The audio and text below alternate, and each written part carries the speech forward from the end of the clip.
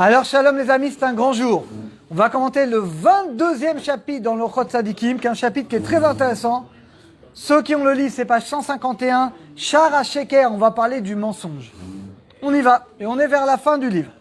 HaSheker, le mensonge, sache.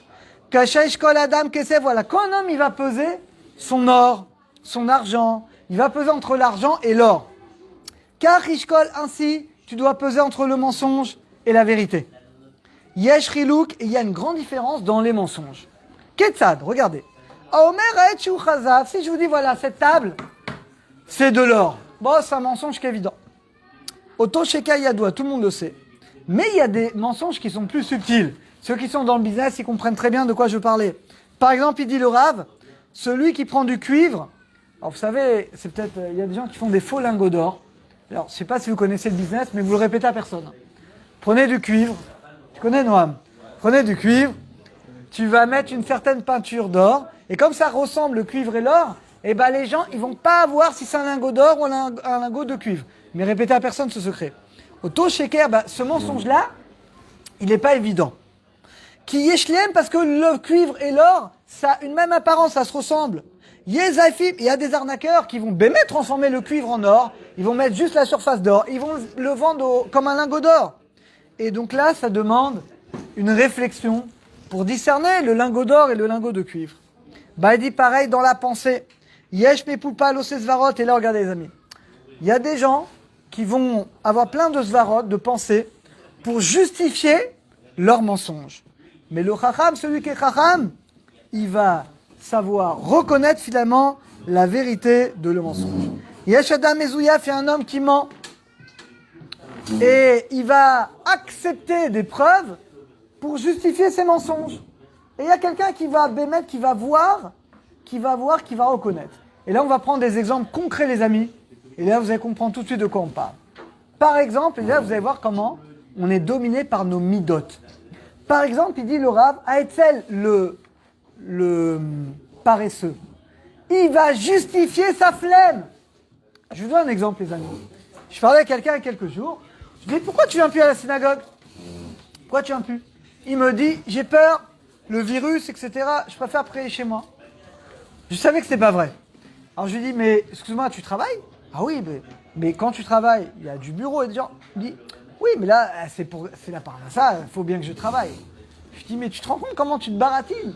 C'est-à-dire que pour gagner de l'argent, tu es prêt à travailler dans le bureau avec des gens, etc. Et là, tu es prêt à prendre un petit risque parce que tu dois gagner de l'argent. Et pour prier le maître du monde Hachem, tu fais une mitzvah. Et là, soi-disant, c'est plus dangereux. Ce garçon, il est honnête, il a reconnu, il m'a dit, c'est vrai, vous avez raison parce que je suis paresseux. Il a reconnu qu'en fait, il se servait du virus comme d'une excuse pour ne pas aller à la prière. Ben, les amis, cet homme, il a été vrai. Mais en fait, on est tous un petit peu comme ça. C'est que quelqu'un, il a tzlan, il est paresseux. Il va trouver toutes les excuses. Tu dis à quelqu'un, par exemple, pourquoi tu viens pas prier Mincha Beminyan? Ah, je peux pas, c'est dur, je suis au bureau seul. Pourquoi tu fais pas Mincha Arvit Beminyan? Ah, je peux pas. Mais par contre, il y a un client, là, d'un coup, il n'y a plus de paresse. Il est après, là, tac, là, il est prêt à faire des fois des kilomètres, des fois même à prendre l'avion pour aller voir un grand client. Je comprends pas. Faire Mincha, tu me dis 10 minutes, un quart d'heure, c'est trop compliqué de faire le trajet. Et d'aller voir un client, d'aller prendre l'avion, d'aller en France pour voir un gros client, tu peux. Il n'y a pas un problème quelque part. Ben, les amis, c'est les midot. C'est qu'en réalité, les amis, on se ment. On se ment pour justifier nos mauvaises midot. Quelqu'un, il est paresseux, il va trouver toutes les svarot, toutes les logiques pour pas prier à la synagogue. Toutes les logiques pour pas aller au cours de Torah. Toutes les logiques pour pas aller aider quelqu'un. Parce qu'il est paresseux. Et c'est pareil, les amis, dans toutes les mauvaises... Kassan, le nerveux, le coléreux. Alors ici, on n'a pas, Baruch Hashem. Imaginez quelqu'un qui est très coléreux. Quelqu'un qui est très coléreux. C'est une grave maladie qui est très dure à soigner. Et bien, les amis, parle avec lui. Il va te dire, mais attends, qu'est-ce que tu crois? Mais là, je devais m'énerver. Il fallait que je m'énerve. C'est une mitzvah de s'énerver dans ce cas-là. Alors que c'est pas vrai. Le Rambam dit c'est un issour très grave. Et même Moshe Rabbeinu, il a été puni. Même lui, il a été puni quand il s'est énervé. On n'a jamais le droit de s'énerver. Tu peux faire semblant de t'énerver avec tes enfants pour qu'ils t'obéissent. Mais tu n'as pas le droit d'être vraiment énervé. Le nerveux, le coléreux, il va transgresser la Torah, il va s'énerver, il va taper des crises, il va mal parler. Mais au lieu de s'excuser, Il va justifier ses fautes. Ah, mais c'est normal que je me sois énervé, c'est pas normal, et ça c'est pas normal, etc., etc.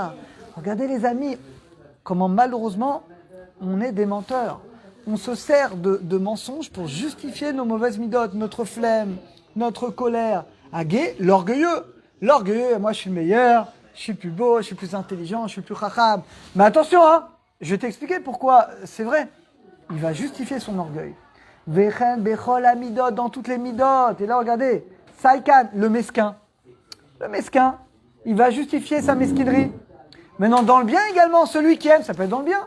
Celui qui aime, il aime quelqu'un. Il est prêt à faire des choses de fou pour l'autre. Et bien ça également, mais ça c'est dans le bien. Assonner quelqu'un qui haït, il a la haine, pareil. Donc les amis, en réalité, regardez, le mensonge et la vérité, c'est extraordinaire. Regardez, ça va être modelé par nos midotes. Dans le bien ou dans le mal. Là, on parle du mensonge. Le mensonge, malheureusement, on utilise le mensonge quand ça nous arrange. Quand ça peut justifier notre flemme, nos mauvaises midotes ou notre comportement, là, on va utiliser le mensonge. Les fikach, Adam, Shuroteliot, donc un homme qui veut être un homme vrai. Ouais, Dan. C'est-à-dire, la cire, il faut enlever d'abord les mauvaises midotes. Il faut enlever d'abord les mauvaises midotes pour atteindre le Hémet. Et là, les amis, il va expliquer le Rav qu'il y a 9 niveaux de mensonges. On va commencer aujourd'hui les premiers. Aïchad. Amechachash bamito bepikadon balva. Quelqu'un, t'as prêté de l'argent à quelqu'un, tu viens le voir, tu devais me rembourser un mois, 2 mois. Ah, excusez-moi, je te connais pas. T'es qui, toi? Comment tu t'appelles? Ah, non, vous faites erreur, vous m'avez rien prêté. Donc, quelqu'un qui ne reconnaît pas une dette, qui veut pas la payer, ou qui fait un faux témoignage. Alors, il y a 2 choses qui sont graves dans ce sheker. D'abord, il ment, et le mensonge, c'est une toeva, une abomination aux yeux d'Akadosh Baruch Hu. Et deuxièmement, il crée un dommage à l'autre, c'est encore plus grave. C'est qu'il va créer un ézek, un dommage à l'autre. Hachéni, deuxième catégorie de mensonge. Alors, il dit, c'est déjà moins grave. Il cause pas de dommage à l'autre. Amit Kaven, mais il veut tromper l'autre pour que l'autre ait confiance en lui. Dans le business, ça arrive. Il y a un client et tu vas le tromper pour qu'il ait confiance en toi et que après tu puisses l'embrouiller finalement comme tu veux. Alors, c'est grave, évidemment que c'est très grave, parce que tu fais ça juste pour le tromper et pour après pouvoir utiliser cette confiance. Ashlishi, page de gauche. Ameshaker, logozel. Alors là, bonne nouvelle. Quelqu'un, il ment, mais il vole pas. C'est pas un voleur. Il va pas faire les coups du président, les coups de CO2, les coups de je sais pas quoi aujourd'hui, les bijoux, je sais pas quoi. Non, il se sert pas de... Il va pas mentir pour voler quelqu'un. Mais il voit qu'il y a une tova, une bonté qui doit arriver chez quelqu'un. Tu es dans le travail et tu vois qu'il y a une promotion et tu sais que l'autre là, on va le nommer un poste que toi tu aurais voulu. Et donc là, la personne va tout faire pour que ce soit lui qui va avoir ce poste-là. Ce soit lui qui va avoir, etc. Alors ça, évidemment que c'est très grave. Et dit le Rav, quelqu'un qui ment, c'est comme s'il fait idolâtrie. Donc on apprend de la paracha. Il dit, Yitzhak Avinu, Yaakov Avinu, quand il s'est déguisé, il a dit à sa mère, il a dit, mais j'ai peur, si mon père Yitzhak, il va me toucher, il va voir que je suis pas poilu, il va voir que je suis un menteur, il va me maudire. Et c'est écrit dans le Passouk, c'est écrit que, donc il a dit, Yemushuni, il va finalement me toucher et je serai avec lui comme un menteur, comme un usurpateur. Eh bien, ce même mot, il dit le Passouk, qui est Tatea, c'est un trompeur, on le retrouve dans l'Avodah Zara. Donc la Gemara dit celui qui ment, c'est comme celui qui fait l'Avodah Zara. Et là, regardez, le réveil, il est intéressant, les amis. Et là, chacun va penser dans sa tête, peut-être à certaines personnes, regardez. Mais quelqu'un, il n'utilise pas le mensonge pour faire du mal aux autres. Mais il veut se rendre intéressant. C'est les orgueilleux. Il vous raconte plein d'histoires, mais quand tu examines un peu, tu te rends compte que la moitié, voire la majorité, c'est de la flûte. Comment on appelle ça, les mythomanes? Shama Miksat, Mitkaven la Achlif, Velo Shumreva. Mais non, il gagne rien. Le mythomane, quand il invente des trucs, il gagne rien, il va pas te prendre l'argent. Donc, mais il va attirer l'attention à lui. C'est des gens souvent qui n'ont pas confiance en eux. Voilà, il veut ses gavas, il veut se rehausser, il veut amuser la galerie, il veut que tout le monde écoute son histoire. Et bon, ça fait rigoler. Mais quand tu creuses un peu, tu te rends compte que c'est mytho, c'est faux. Pamindo Mesapet Varim, des fois, il invente. Des fois, il te sort des trucs, mais c'est faux, il te dit des trucs, tu vérifies, mais c'est 100% faux. Ça, je vois tous vos têtes, là, vous souriez, vous pensez tous à des gens dans vos têtes, comme ça. Ils te racontent des choses, et après, tu dis, mais c'est foutu de moi. Mais c'était pas vrai du tout. Vesh Lonesh, il a quand même une punition, c'est quand même grave. Tu vas dire, Azma, Ça va, j'ai pas volé quelqu'un, j'ai pas fait le coup du président, j'ai pas arnaqué quelqu'un, ça va, j'ai juste pour amuser la galerie, j'ai raconté des histoires, j'ai fait rigoler les copains. C'est surtout les hommes, je crois. Bon, les femmes, moins peut-être, non, je sais pas.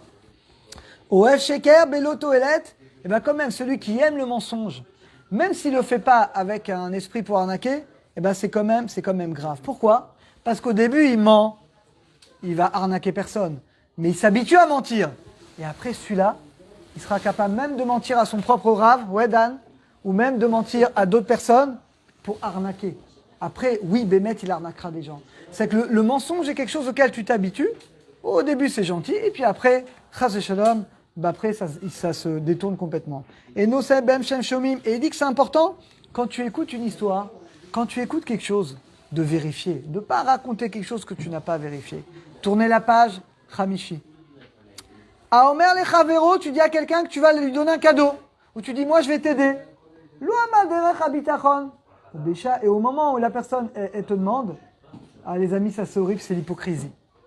Aujourd'hui, on a une génération, malheureusement, la personne te dit, mais mon frère, mais je t'adore, mais tu sais quoi, mais pour toi, je suis prêt à tout. Je donne ma vie pour ce que tu as besoin, mon frère. Tu as besoin de quelque chose, mon frère? Je suis là. Le jour où tu as besoin d'un tout petit truc, tu l'appelles, ah, je peux pas, désolé, je suis fatigué, je peux pas. Les amis, c'est le grand malheur de notre génération, on n'a plus de parole.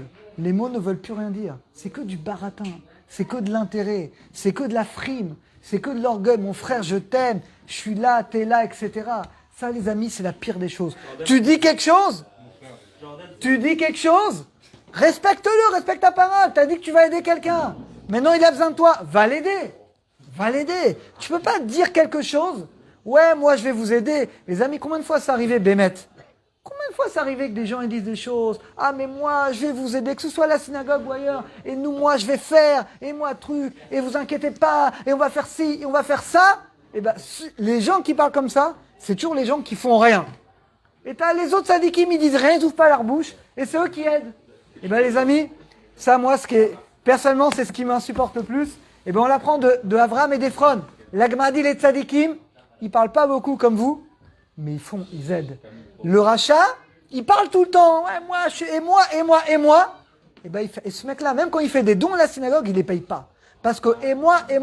Il veut juste amuser la galerie. C'est que de l'orgueil. Il veut juste qu'on parle de lui et qu'on mette sur un piédestal. Ça, les amis, effronté, ça vient de là. Ephron, il a dit à Abraham, je te donne le caveau pour enterrer ta femme. Et il a arnaqué, il lui a vendu 20 fois le prix. Alors qu'Abraham, il a dit aux anges, il a dit, venez, je vous donner de pain et de l'eau. Et il lui a servi une souda de fou furieux.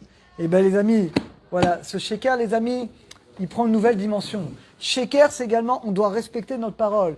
Même dans tout, dans le misa, quelqu'un dit par exemple, il s'engage, moi je reste jusqu'à 10h30, moi je reste jusqu'à 11h, ouais Dan, moi je vais faire ci, moi je vais faire ça. Mais respecte-le, la parole elle est sainte, tu dis quelque chose, fais-le. Alors qu'on ait le mérite les amis, toujours de respecter notre parole, des Hashem.